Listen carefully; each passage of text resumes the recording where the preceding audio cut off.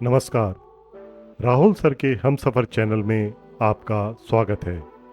दोस्तों, आज हम आपको मध्य प्रदेश के मुरैना ज़िले में ग्वालियर से 35 किलोमीटर उत्तर में और प्रसिद्ध बटेश्वर मंदिर परिसर के बहुत पास गढ़ी पढ़ावली नामक स्थान पर लिए चल रहे हैं, जो 10वीं सदी के प्राचीन शिव मंदिर के लिए जाना जाता है। 10वीं सदी में इस मंदिर के निर्माण की शुरुआत कच्छप घाट राजवंश द्वारा की गई थी, जिसके बाद इसमें गुर्जर, प्रतिहार और चंदेल राजवंशों का भी योगदान रहा था। किंतु गुजरते समय के साथ राजनीतिक अस्थिरता और लगातार हुए हमलों के कारण मंदिर को काफ़ी नुकसान पहुंचा। 18वीं सदी में गोहद के जाट शासकों ने मंदिर की सुरक्षा की दृष्टि से एक मजबूत गढ़ी बनवाई और मंदिर के बचे हुए अवशेषों को किले की चार दीवारी में सुरक्षित कर लिया। गढ़ी पढ़ावली के परिसर में प्रवेश करते ही रास्ते के दोनों ओर हिंदू महाग्रंथों जैसे रामायण और महाभारत के चरित्रों को दर्शाती पत्थर की मूर्तियां देखी जा सकती हैं, जिनमें इनकी आकृतियों को बड़ी बारीकी से उकेरा गया है।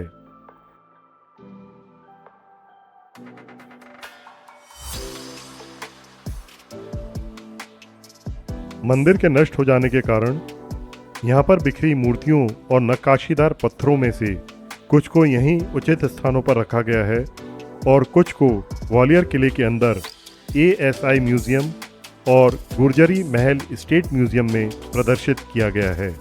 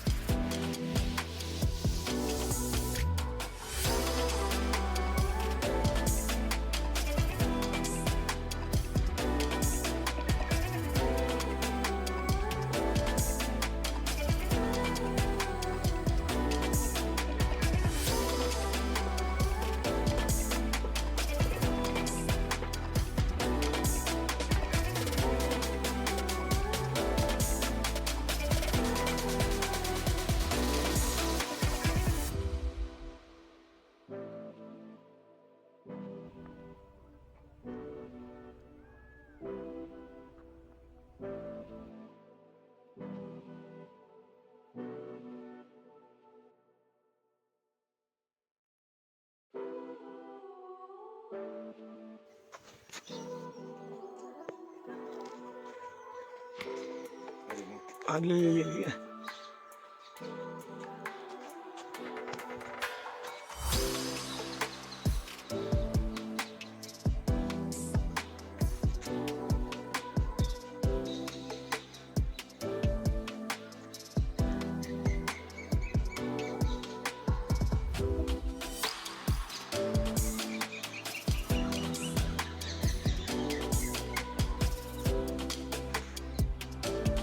यहाँ आगे बढ़ने पर सीढ़ियों के दोनों ओर शेरों की मूर्तियाँ दिखाई पड़ती हैं, जो आपको आगे आने के लिए आकर्षित करती हैं। वास्तव में शेरों की ये मूर्तियाँ असली मूर्तियों की रेप्लिका यानी नकल मात्र हैं, जबकि सुरक्षा की दृष्टि से असली नक्काशीदार मूर्तियाँ ग्वालियर के गुजरी महल स्टेट आर्कियोलॉजिकल म्यूजियम में संरक्षित हैं। गढ़ी पढ़ावली की वास्तविक सुंदरता उन सीढ़ियों के ऊपर है जो इन शेरों के बीच से होकर जाती हैं।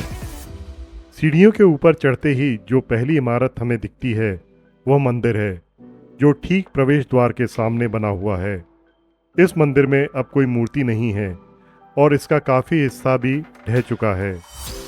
पीछे की दीवार न होने के कारण इसके आर पार जाया जा सकता है, लेकिन इतना नुकसान होने के बाद भी इसका आकर्षण आज भी बरकरार है। मंदिर के अंदर चट्टानों को तराशकर इसकी दीवारों और छत के हर इंच पर अनेक हिंदू देवी देवताओं और पौराणिक पात्रों की आकृतियां बनाई गई हैं। एक दीवार पर देवी काली हैं तो दूसरी पर ब्रह्मा विष्णु महेश की त्रिमूर्ति है। यह साफ है कि सैकड़ों साल पहले यहाँ किसी कलाकार की कल्पना ने कमाल दिखाया था और पत्थर पर ऐसी कलाकारी छोड़ी थी जिसे आने वाली पीढ़ियां आज भी निहारती हैं। मंदिर के पीछे एक बड़ा आंगन है। संभव है इसे धार्मिक समारोह या अन्य उत्सवों के आयोजन की दृष्टि से बनाया गया हो। इसके दाईं ओर कुछ कमरे हैं जिनका उपयोग यहाँ के शासकों के ठहरने के लिए किया जाता होगा। आंगन के पिछले हिस्से में आज भी देवी देवताओं की नक्काशी वाली पत्थर की मूर्तियां बड़ी संख्या में रखी हुई हैं। इन्हें देखकर समझा जा सकता है कि अपने समय इस मंदिर की क्या शान होगी।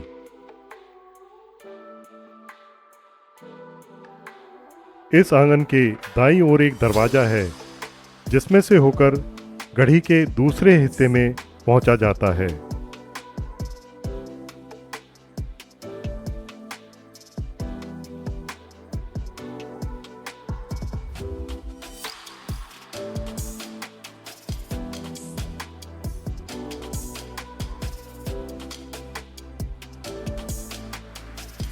इस गढ़ी की दीवार को गौर से देखने पर इसकी बनावट 3 अलग अलग परतों में दिखती है। सबसे नीचे अच्छी तरह तराशे गए पत्थर हैं जिन पर एक जैसी नक्काशी है।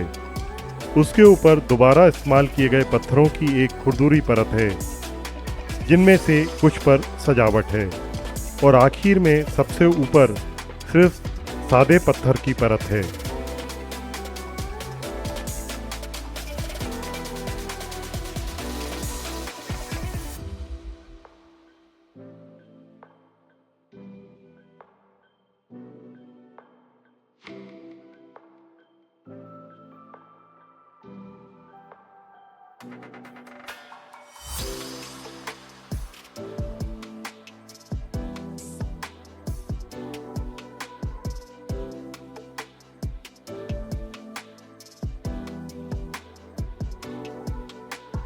गढ़ी के दूसरे हिस्से में जो आंगन है उसके चारों ओर कमरे हैं और गढ़ी से बाहर निकलने का एक और रास्ता भी है जिसका उपयोग यहाँ के सेवकों और पहरेदारों द्वारा किया जाता होगा।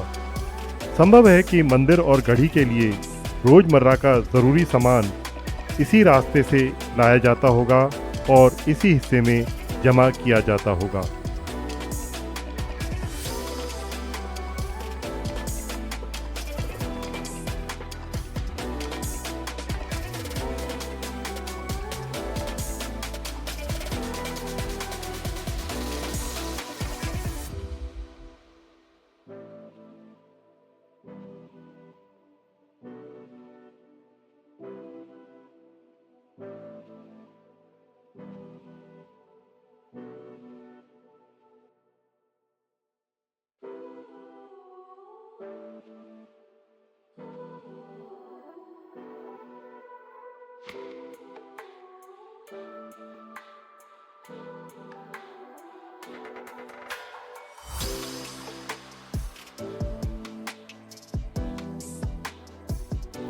आज देश के बदले हुए परिवेश में जब से सड़कों का फैलाव और रख रखाव अच्छा हुआ है और पर्यटकों के लिए सुरक्षा और सुविधा का दायरा बढ़ा है, तब से घूमने फिरने के शौकीन लोग अंदरूनी क्षेत्रों में भी बेफिक्री से भ्रमण करने निकल सकते हैं, जहां गांव देहात में ऐसा ऐतिहासिक स्थान मिल जाता है जो भारत की अद्भुत विरासत का प्रत्यक्ष गवाह होता है।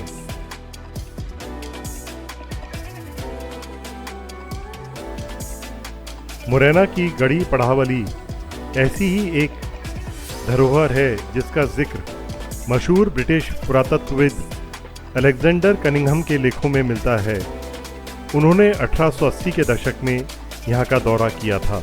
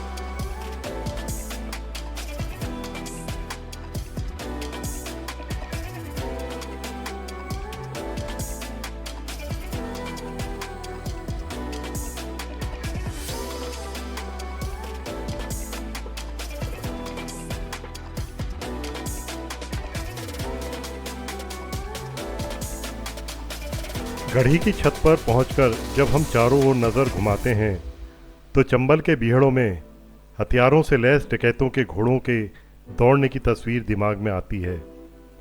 इलाके में डकैतों के आतंक के पुराने इतिहास को देखते हुए ऐसे विचारों का आना स्वाभाविक है।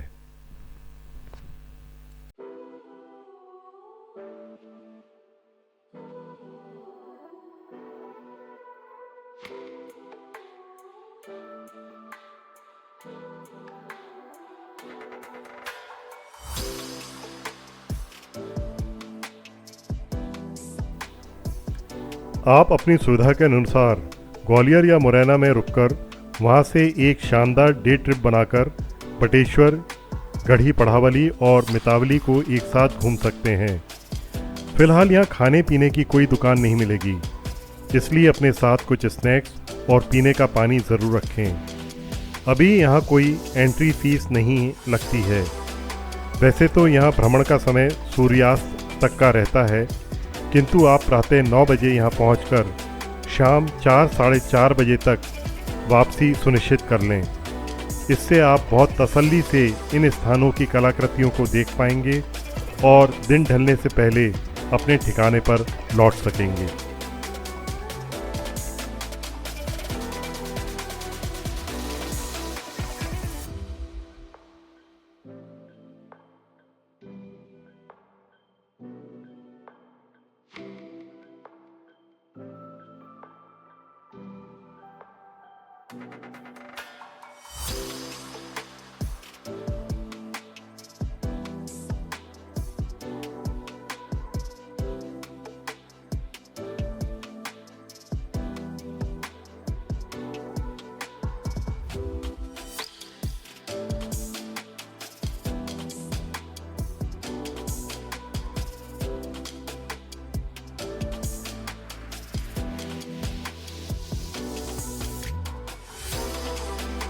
हमें यहाँ के शांत माहौल, साफ सुथरे परिसर में घूमने में बहुत आनंद आया और सुविधाजनक पार्किंग और साफ सुथरे टॉयलेट देखकर मन प्रसन्न हो गया। आप भी जब कभी ऐसे स्थानों के भ्रमण पर आएं तो कलाकृतियों को बिना छुए उनकी सुंदरता का आनंद लें और परिसर को व्यवस्थित रखने में पूरा सहयोग करें। उम्मीद करता हूँ कि हमारे साथ आपको भी गढ़ी पढ़ावली के इस भ्रमण का आनंद ज़रूर आया होगा।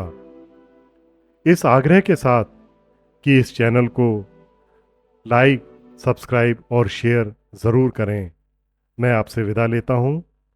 फिर मिलेंगे अगले किसी सफ़र पर। बने रहें राहुल सर के हम सफ़र। नमस्कार।